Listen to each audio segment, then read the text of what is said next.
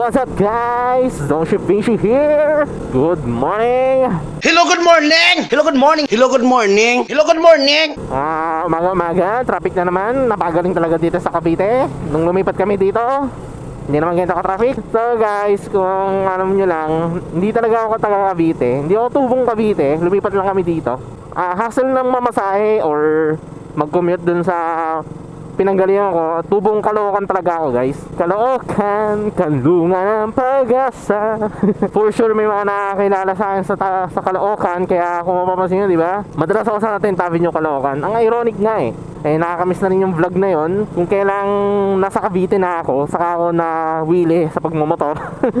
So napalayo sa 10th Avenue. Whereas nung nasa 10th Avenue pa ako, or Caloocan to be specific, papakalapit lang sa amin ng 10th Avenue. Pero wala namang hilig sa motor. Diba? So yun nga guys, ito ngayon first service na itong RC200 ko. Punta ko ngayon ng KTM Alabang.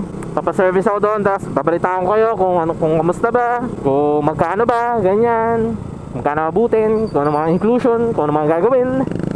And kung may nakakita pa silang issue, kasi kung alam nyo naman, diba, hinaharurot ko na agad to.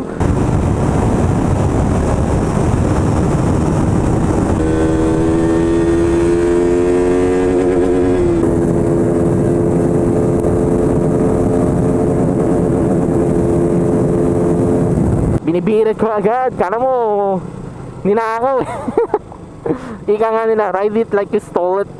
Yung gagamitin ko oil guys, liquid moly. Kasi nagbasa ako ng mga reviews kung ano magandang oil dito para sa RC200. And madalas ang nire-recommend nila is either liquid moly or yung Motorex di ko alam, basta ganoon. And based din kasi sa manual guys. And pati na rin sa engine nito, crankcase, may nakalagay doon Motorex.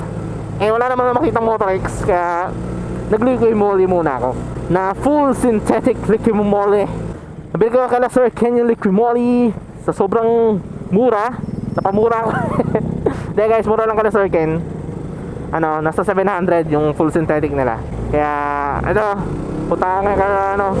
punta ko muna sila Jazon guys. Pupunta muna ako kala Jazon kasi may sasabay siya, kasi bukuha siya ng manual.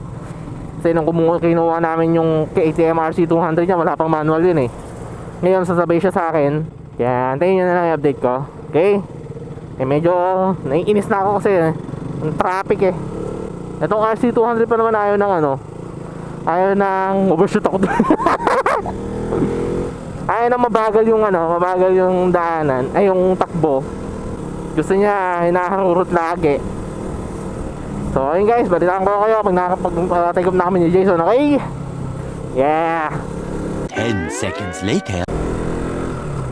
Ito na guys, pupunta na kami ng KTM Alabang. Sama ko na si Jazon. And papacheck natin kung ano mga dapat baguhin dito sa KTM RC200 ko, tsaka kung ano pang kailangan gawin. Parang tanga magsalita si Boyet, inaartehan pa. So kaya guys, iniwan na ako ni Jazon galit sa akin Paano kasi yung inirecommend ko sa kanyang oil 10W40, yung binili ko 15W50. Loko. So ayun nga guys, balitaan ko na lang kayo kasi iniwan na ako ni Jazon, okay? Yeah. A few moments later.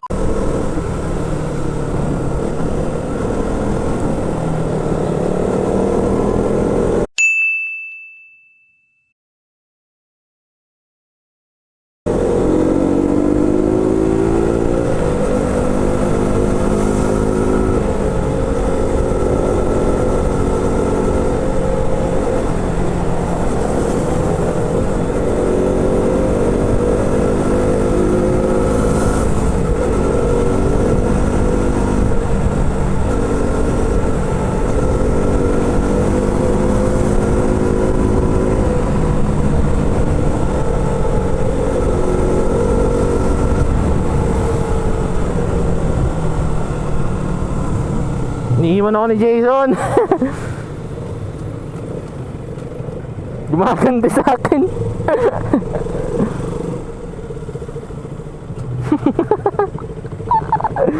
Atang may sama ng loob eh. Ay, hindi mo na ako ni Jazon, grabe.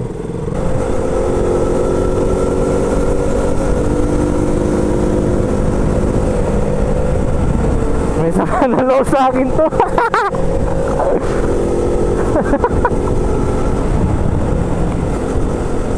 Nabawi sa akin to, panigurado.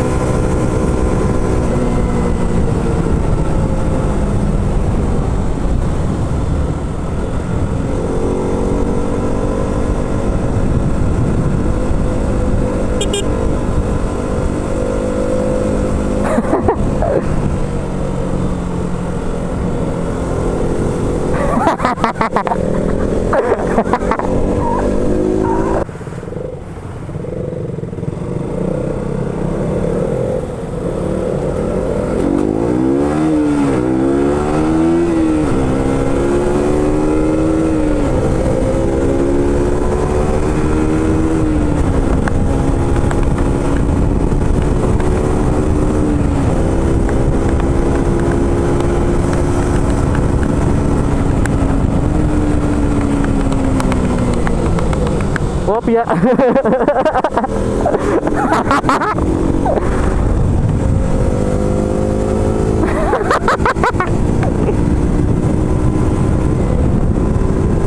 bilis mo na takbo ko eh.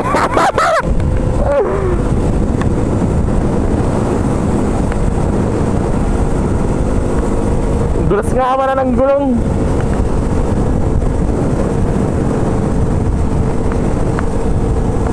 Jason, iiwan ako eh, may sama na loob sa akin.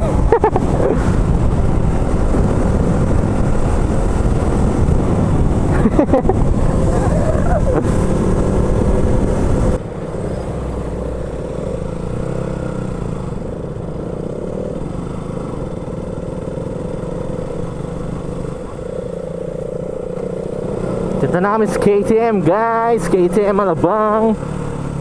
And tingnan natin kung may mekaniko na. Ay, alata mo may sama ng loob sa akin. Alata mo may sama ng loob eh. Inaiiwan ako eh. Alata may sama ka ng loob.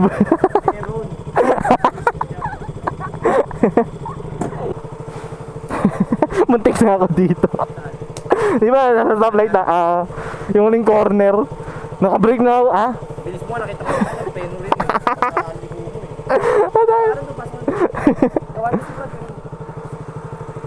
Hintay ko na mamatay yung salita.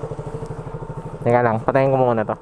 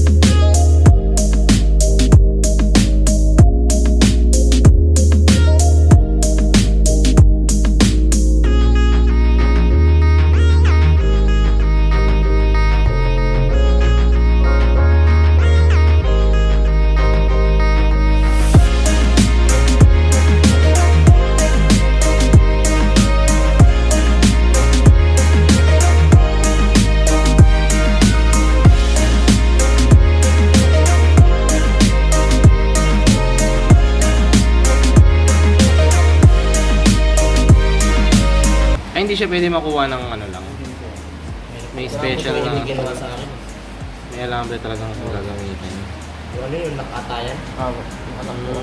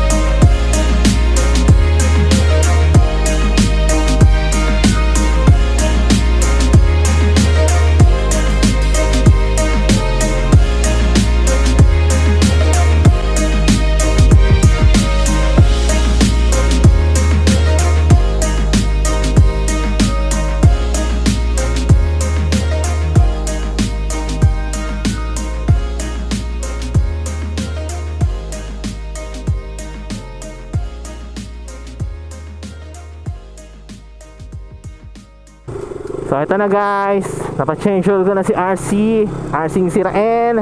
Ang ginamit ko na oil guys is liquimoly. Nabili ko ng 700 isa na full synthetic na liquimoly. Tapos ang bayad sa guys sa service, kasama na yung filter, 750 guys, 750. Parang yun yata, yung filter naglalaro sa 500, tapos yung labor 250.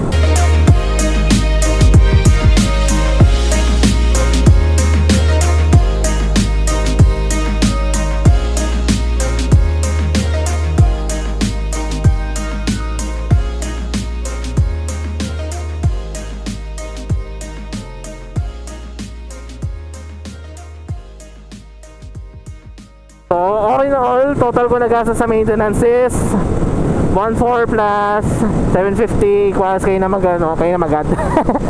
Kasi hindi ko alam eh. So, ang ginawa guys, yun nga, nag-change oil filter, nilinis yung kadena, tsaka yung brake pads sa brakes, ganyan. So, yun lang muna kasi yun naman yung first na service. Yun lang muna yung ginawa. Pero second down na second down na service is 4,500 na. So, ayun. Okay naman yung service nila, mabilis. And by the way guys, bago kayo pumunta ng KTM Alabang, as far as I know, kailangan nyo munang i-text or magpa-schedule kayo ng service guys. Kasi hindi yata, okay naman yata yung walk-in eh. Pero minsan kasi wala yung mga mechanic, parang ganon. Kaya ang recommended ko, text nyo muna yung KTM Alabang, tanong nyo kung kailan magpa-schedule kayo ng service para sure na makaka-avail kayo. Eto na siya, bagong change oil. Next na change oil daw is 4,500. Okay na rin yun, para hindi magastos. Kasi yung tutusin, mahal ng oil eh, di ba? Mabot ng 1.4. So, ayun. Jason, iniwan na ako. Iniwan na ako ni Jason. May sama ng loob sa akin.